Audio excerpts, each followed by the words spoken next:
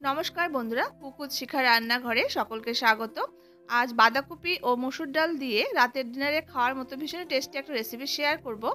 আশা করছি রেসিপিটা আপনাদের কাছে খুব ভালো লাগবে। আর রুটির সাথে এই রেসিপিটা কিন্তু খুব ভালো লাগে। তাছাড়া আপনারা পরোটার সঙ্গে যদি ট্রাই করতে চান, পরোটার সঙ্গে কিন্তু ভালো লাগবে।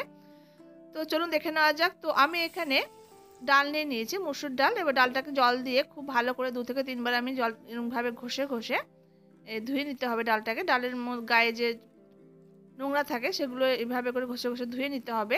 তো ডালটাকে ধুয়ে আমি একটা কড়াইতে সামান্য জল দিয়ে সেদ্ধ বসিয়ে দিয়েছি। আমি সামান্য একটু হলুদ দিয়ে দিয়েছি। এবার হলুদটা নাড়াচাড়া করে খুব ভালো করে ডালের সঙ্গে মিশিয়ে নিয়ে একটা ঢাকা দিয়ে ডালটাকে প্রায় 60% মতো এটাকে সেদ্ধ করে নেব। তো এবার আমি ঢাকাটা খুলে দেখে নেব ডালটা সেদ্ধ হয়ে গেছে। আর ডালের মধ্যে জলটা কিন্তু একদম শুকিয়ে গেছে আর একদম পারফেক্টভাবে সেদ্ধ হয়েছে, যেটা আমি চাইছিলাম সেরকম করে সেদ্ধ হয়েছে। তো আমি তো দেখিয়ে দিচ্ছি, এরকম করে কিন্তু নামাতে হবে। দেখুন অল্প অল্প কিন্তু শক্ত শক্ত আছে, একদম কিন্তু সেদ্ধ হয়ে যায়নি। দেখুন এইভাবে করে কিন্তু 60% সেদ্ধ করে কিন্তু নামাতে হবে। এরপর আমি গ্যাসের উপর আবার একটা কড়াই বসিয়ে দিয়েছি, তাতে 1 টেবিল স্পুন তেল দিয়ে দিলাম। এবার তেলটা গরম হয়ে গেলে তেলের মধ্যে 2টো শুকনো লঙ্কা দিয়ে দিয়েছি, হাফ টিস্পুন এখানে জিরে দিয়ে দিয়েছি। এবার জিরেটাকে একটু নাড়াচাড়া করে ভেজে নেব। জিরেটা নাড়াচাড়া করে একটু ভেজে নেওয়ার পর এবার আমি এখানে কুচনো পেঁয়াজ দিয়ে দিয়েছি। তো এখানে আমি একটা বড় সাইজের পেঁয়াজ কুচিয়ে নিয়েছি। এবার পেঁয়াজটা দিয়ে নাড়াচাড়া করে হালকা করে পেঁয়াজটাকে ভেজে নেব।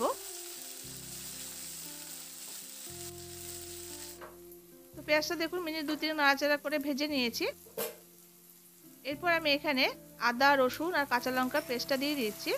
তো এখানে আমি 1 ইঞ্চি মতো আদা, 6-7 কোয়া রসুন আর 4টে কাঁচা লঙ্কাকে একসঙ্গে পেস্ট করে রেখেছিলাম। আর এখানে টমেটো কুচি দিয়ে দিয়েছি। তো এখানে আমি টমেটো দুটো মাঝারি সাইজের টমেটোকে ছোটো ছোটো করে কুচিয়ে নিয়ে দিয়ে দিলাম। এবার মশলাগুলোকে নাড়াচাড়া করে খুব ভালো করে একটু কষিয়ে নেব। এরপর আমি একে গুঁড়ো মশলাগুলো অ্যাড করে দেবো। এখানে হাফ টিস্পুন হলুদের গুঁড়ো দিয়ে দিয়েছি, 1 টিস্পুন এখানে জিরে গুঁড়ো দিয়ে দিলাম, 1 টিস্পুন ধনে গুঁড়ো দিলাম, ঝালের জন্য হাফ টিস্পুন লাল লঙ্কা গুঁড়ো দিয়েছি। যেহেতু কাঁচা লঙ্কা পেস্ট করে দিয়েছি তাই লঙ্কা গুঁড়োটা কম দিতে হবে। আর টেস্ট হিসাবে এখানে লবণটা দিয়ে দিলাম। এবার এই মশলাটাকে নাড়াচাড়া করে খুব ভালো করে এটাকে কষিয়ে নেব যতক্ষণ না পর্যন্ত মশলা থেকে তেল ছেড়ে আসছে।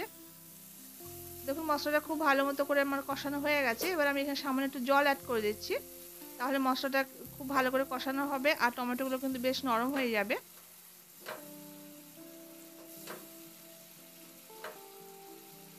জলটা দিয়ে মিনিট 2 মতো একটু নাড়াচাড়া করে নিয়েছি। এবার একটা ঢাকা দিয়ে মিনিট 2 জন্য একটু রেখে দেবো। এতে দেখবেন মশলাটা তেল রিলিজ করতে শুরু করবে আর মশলা কিন্তু খুব ভালো মতো করে কষানোটা হয়ে যাবে। তো দেখুন আমি ঢাকাটা খুলে দেখিয়ে দিচ্ছি। দেখুন মশলা উপর থেকে কিন্তু তেল ভেসে এসেছে আর দেখুন মশলা কিন্তু খুব সুন্দর করে কিন্তু কষানোটা হয়ে গেছে আর টমেটোগুলো বেশ নরম হয়ে গেছে।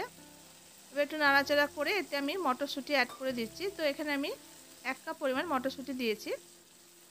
এবার মটরশুঁটিটা দিয়ে মশলার সঙ্গে খুব ভালো করে এবার একটু নাড়াচাড়া করে নিচ্ছি।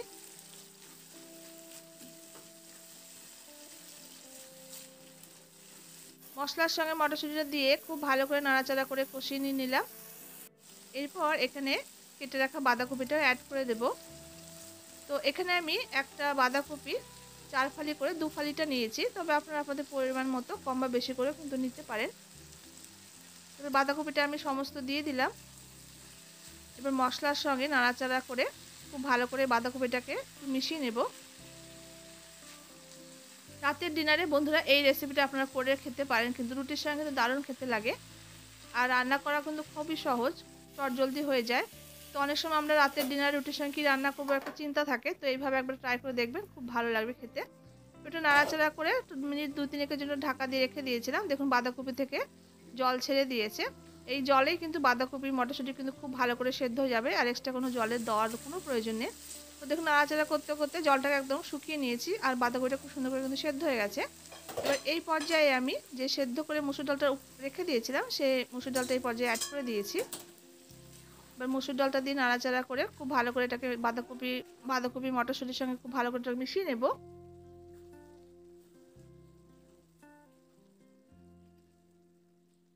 আশা করছি রেসিপিটা আপনাদের কাছে খুব ভালো লাগবে। যদি ভালো লাগে তাহলে অবশ্যই কিন্তু লাইক করবেন, শেয়ার করবেন।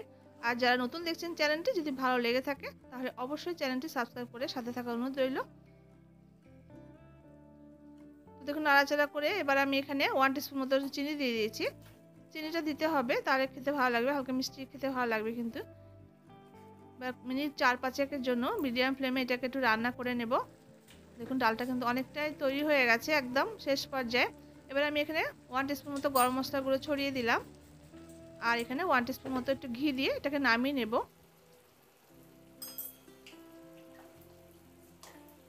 ঘি আর গরম মশলা দিয়ে আরও মিনিট 2-3 মতো একটু নাড়াচাড়া করে বেশ একটু মাখো মাখো গামাখা গামাখা করে নিয়ে কিন্তু এটাকে নামিয়ে নিতে হবে। আর আপনারা যদি এর থেকে একটু বেশি শুকনো করতে চান সেক্ষেত্রে কিন্তু আপনি একটু শুকিয়ে নিতেও পারেন, তবে একটু মাখা মাখা গামাখা রাখলে কিন্তু রুটির সঙ্গে বেশি ভালো লাগবে খেতে।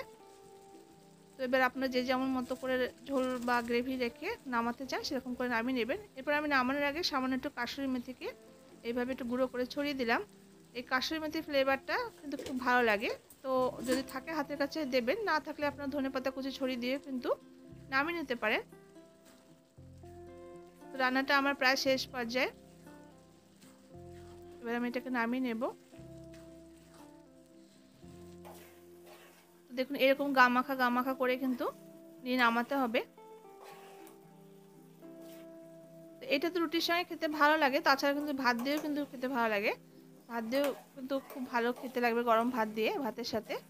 তো দেখুন রান্নাটা আমার হয়ে গেছে। দেখুন মসুর ডালটাকে যে 60% মতো সেদ্ধ করে নিয়েছিলাম, এই যার ফলে এটা কিন্তু রান্নাটা ভালো হয়েছে। আমি যদি একদম ডালটাকে একদম সেদ্ধ করে নিতাম পুরোপুরি, তাহলে কিন্তু ডালটা একদম সেদ্ধ সেদ্ধ মতো হয়ে যেত, আর খুব একটা ভালো হতো না। তো এরকম গামাখা গামাখা করে কিন্তু এটাকে নামাতে হবে। তো দেখুন আমি একটা বাটিতে এটাকে সার্ভ করে নিয়েছি। দেখুন কতটা সুন্দর দেখতে লাগছে, আর রুটির সঙ্গে কিন্তু দারুণ খেতে লাগে। অবশ্যই এইভাবে একবার ট্রাই করে দেখবেন। আর আপনাদের কাছে কেমন লাগলো তা কমেন্ট বক্সে অবশ্যই কমেন্ট করে জানাবেন। দেখা হচ্ছে পরবর্তী কোনো রেসিপির সঙ্গে। ততক্ষণের জন্য আপনারা সবাই খুব ভালো থাকবেন, সুস্থ থাকবেন।